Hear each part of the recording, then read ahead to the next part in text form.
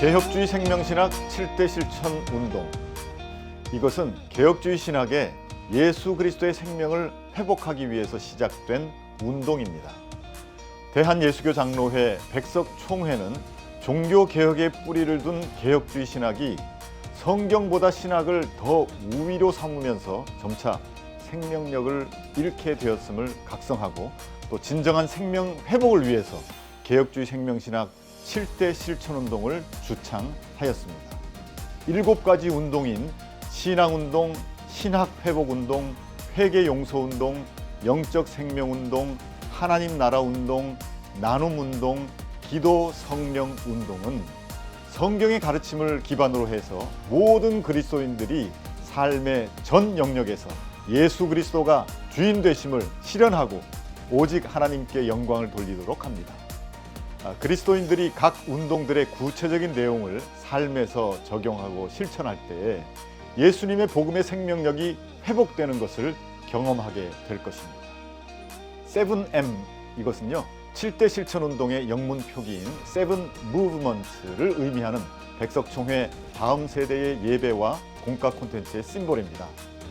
백석총회 커리큘럼은 기본적으로 개혁주의 생명신학 7대 실천 운동을 근간으로 1년을 구성합니다. 한 해의 중간인 6월과 7월에는 백석교단의 정신인 개혁주의 생명신학 7대 실천 운동을 집중적으로 배울 수 있도록 구성했습니다. 작년까지는 이것을 1, 2월에 진행해 왔는데요. 저희가 회원교회를 대상으로 설문조사를 했는데 많은 교회들이 이 7대 실천 운동을 좀 더 유연하게 1년 중에 배치하기를 원했습니다. 그래서 교회가 새로운 한 해를 시작하면서 또 여러 가지 자체 행사를 진행하고 있는 그런 1, 2월 달에 진행하기보다는 좀 더 유연하게 1년 중에 배치하기를 원하는 의견이었습니다. 그래서 올해는 6월과 7월에 7M 커리큘럼을 배치했습니다. 앞으로도 1년의 커리큘럼 안에서 유연하게 배치하여 교사들과 다음 세대들이 7대 실천 운동을 좀 더 쉽고 또 편안하게 대할 수 있도록 준비할 것입니다. 또한 7대 실천 운동의 이름을 유초등부와 청소년부의 눈높이에 맞춰서 쉽게 수정하여 이해하는 데 어려움이 없도록 보완하였습니다. 이렇게 1년 중 9주간은 개혁주의 생명신학 7대 실천운동을 명확하게 배울 수 있도록 매주 한 가지의 운동을 말씀과 함께 깊이 있게 익히고 또 적용해 볼 것입니다. 모든 예배와 공과 콘텐츠는 우리 다음 세대들의 실제적인 삶 속에서 7대 실천운동을 스스로 고민하고 또 실천할 수 있도록 도울 것입니다. 자, 그러면 1월부터 5월 그리고 8월부터 12월까지는 어떻게 될까요? 7대 실천운동을 구속사적 관점으로 예배와 공과에 녹여내서 삶에 적용할 수 있도록 했습니다. 1월부터 5월까지는 예수 그리스도의 계보를, 또 8월부터 12월까지는 신약의 서신서를 중심으로 하나님의 약속이 예수 그리스도를 통해 성취되는 과정을 경험하게 합니다. 백석총회의 이 7M 커리큘럼을 통해서 마지막 때를 살아가는 우리의 어린이와 청소년들이 예수 그리스도의 재림을 소망하면서 복음과 거룩함으로 무장한 하나님의 자녀로 살아가기를 간절히 소망합니다.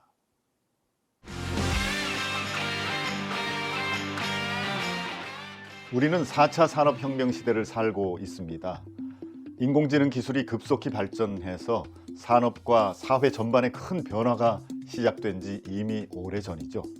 스스로 데이터를 조합하고 분석하면서 딥러닝을 할 줄 알게 된 AI는 인간의 지적 수준을 훌쩍 넘어섰고 이제는 인간과 대화하는 수준을 넘어서 광고 카피를 쓰고 작곡을 하며 그림까지 척척 그려냅니다. 학교에서 배우는 기술과 또 지식의 유효기간은 갈수록 짧아지고 있고 지금 우리가 알고 있는 직업이 과연 5년 후에도 남아있을지 우리는 그 무엇도 장담할 수 없습니다.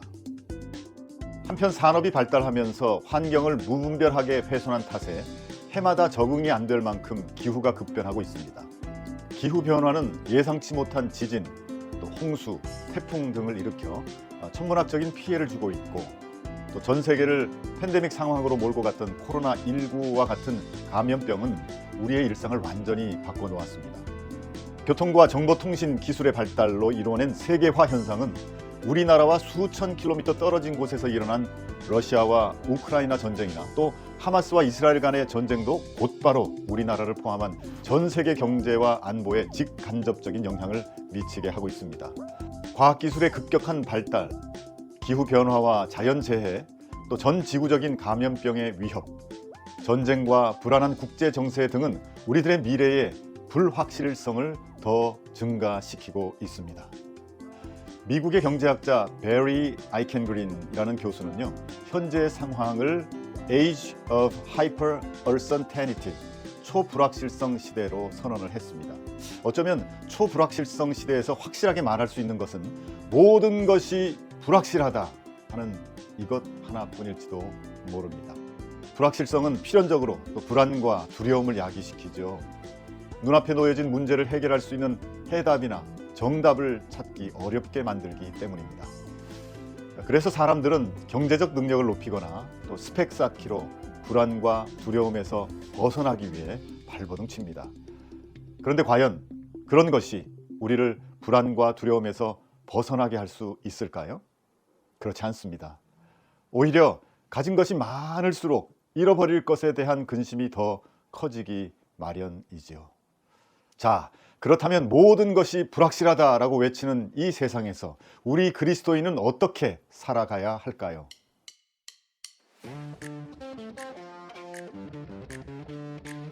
백문일답이라는 말이 있습니다. 100가지의 질문이 있어도 답은 한 가지밖에 없다라는 뜻인데요. 그리스도인에겐 인생의 수만 가지의 질문이 있어도 답은 한 가지, 오직 예수 그리스도뿐입니다. 초불확실성을 넘어서서 초불확실성의 시대가 온다고 할지라도 길이요 진리요 생명이신 예수 그리스도만이 우리 인생의 유일한 해답이 되십니다. 모든 문제의 해답이 되시는 예수 그리스도의 이름을 다음 세대에게 전하는 것은 먼저 된 우리에게 주어진 중요한 사명입니다. 예수께서 이르시되 내가 곧 길이요 진리요 생명이니 나로 말미암지 않고는 아버지께로 올 자가 없느니라.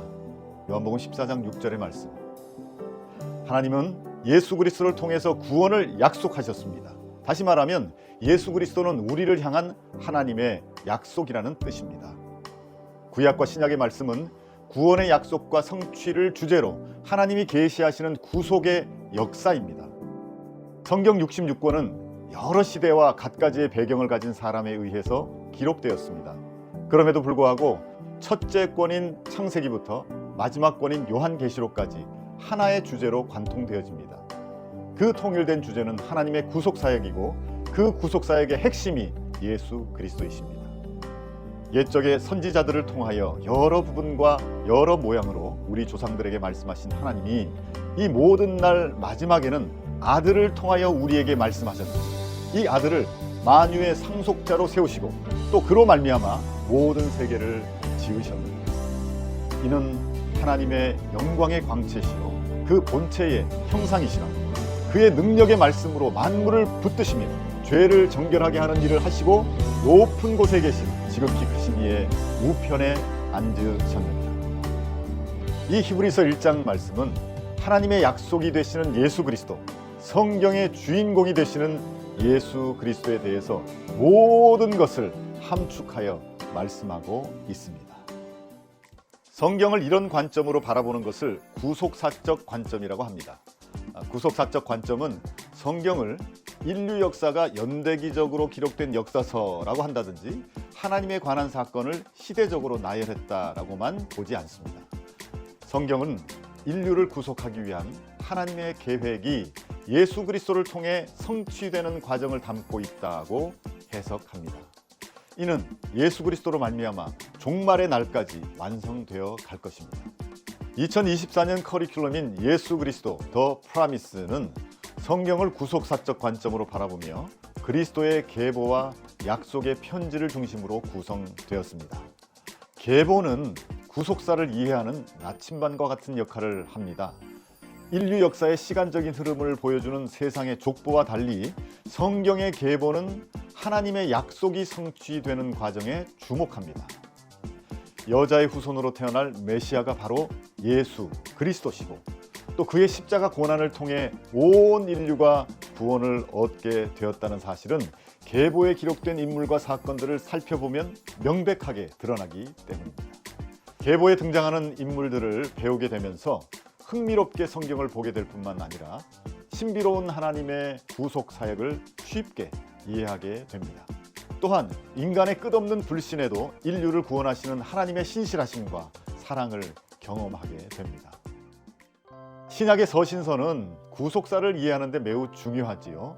서신서는 불신자를 위한 편지가 아니죠. 예수님을 기다리면서 복음을 전하는 교회와 개인에게 믿음을 격려하고 신앙생활을 지도하기 위한 편지였습니다.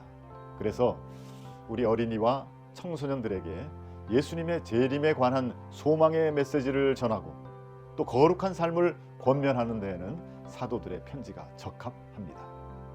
구속사를 중심으로 한 예배와 교육은 예수 그리스도의 죽음과 부활, 또 재림의 약속을 이야기하기 때문에 예배하는 어린이와 청소년들 개개인을 칭의와 성화의 과정에 동참하도록 이끌 수 있습니다. 구속사는 성경적 세계관을 교육하기에도 유용합니다. 이론적이고 사변화된 신학적인 흐름뿐 아니라 세상의 악한 가치관과 또 인본주의적이고 물질주의적인 세계관으로부터 다음 세대를 보호하게 합니다. 구속사적 관점은 모든 가치 기준에 예수 그리스도만을 중심에 놓기 때문입니다. 또 구속사는 성품 훈련을 하는데도 효과적입니다. 구속사적 관점은 예수 그리스도와의 연합을 강조합니다. 예수님 안에서 살아가는 것을 배우고 훈련하는 다음 세대는 죄로부터 정결해지고 또 거룩해질 것입니다. 예수 그리스도 더 프라미스, 우리 다음 세대들은 1년간 이 주제의 커리큘럼으로 예배를 드리고 또 성경을 공부하면서 구원을 향한 하나님의 약속이 예수 그리스도를 통해 성취되어지는 과정을 경험하게 될 것입니다.